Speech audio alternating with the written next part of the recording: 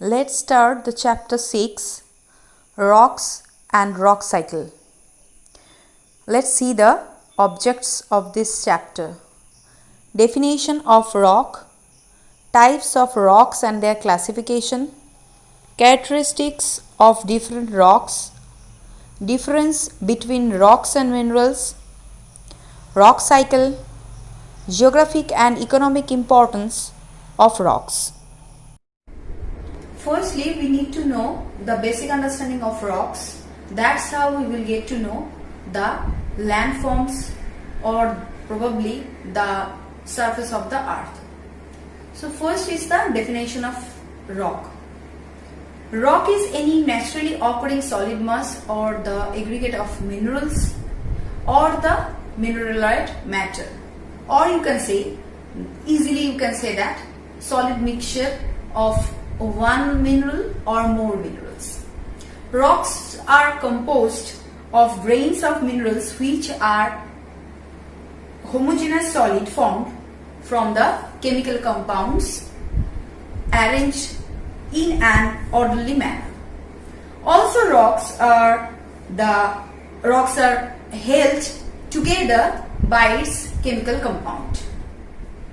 Rocks are actually categorized under the mode of formation, categorized in three categories. Firstly, the igneous rock, second is the sedimentary rock, and thirdly the metamorphic rock. So this first is the igneous rock. Now let's start with the igneous rock. Igneous word that comes from a Latin word that is ignis. That word means the fire. So what is actually happening in igneous rock? This rock is directly formed from the lava and magma which is from the interior of the earth, and this rock is also called the primary rock, and our mantle of the earth is filled with the magma, and this magma comes out and cools down and became solid, and that's how the igneous rock has formed, are also born.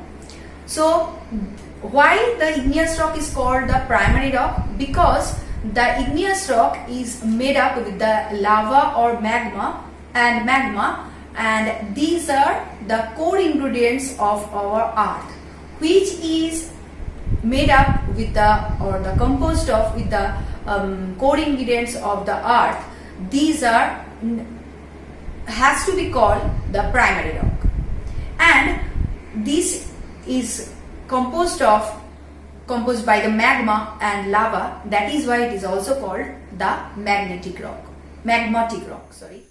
Magma and lava both are basically molten rock, but the difference between magma and lava is the location, interior versus exterior.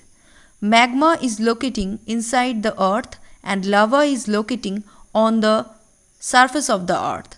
Scientists use the term magma for the molten rock that is grounded, and use the term lava for molten rock that breaks through the earth's surface.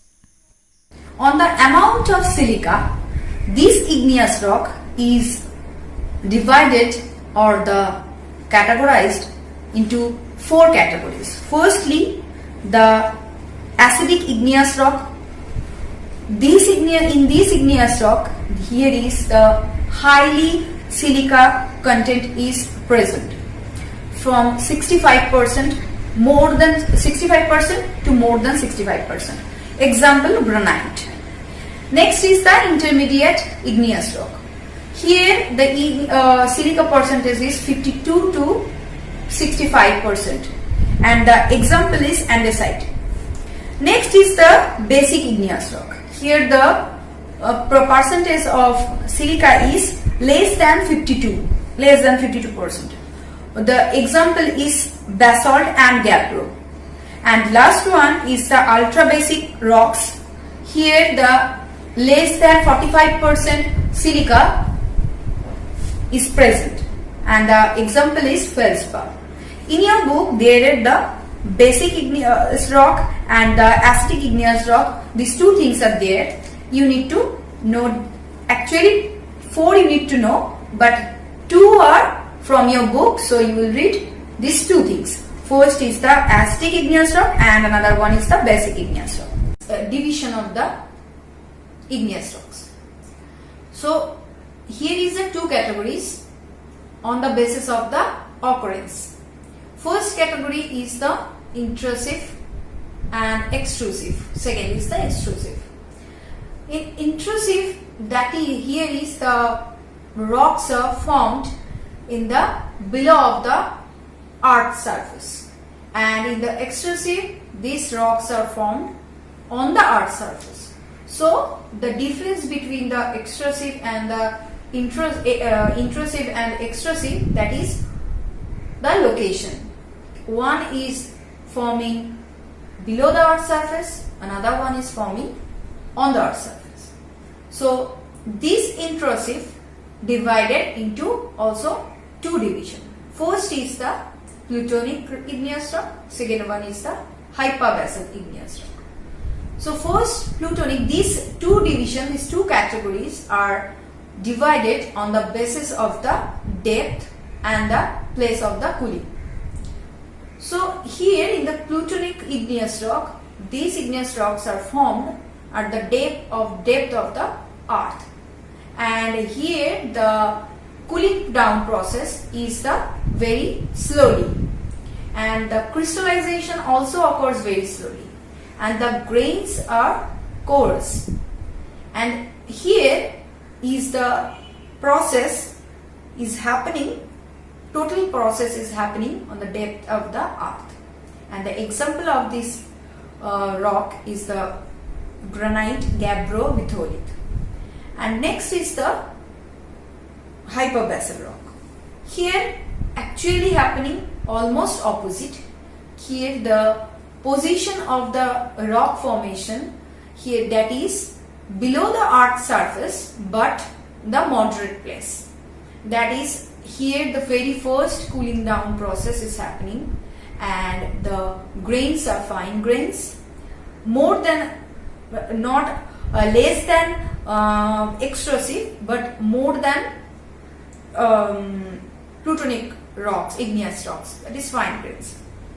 And here also the crystallization process also little more faster than the plutonic rock, that is such as sill and the dike.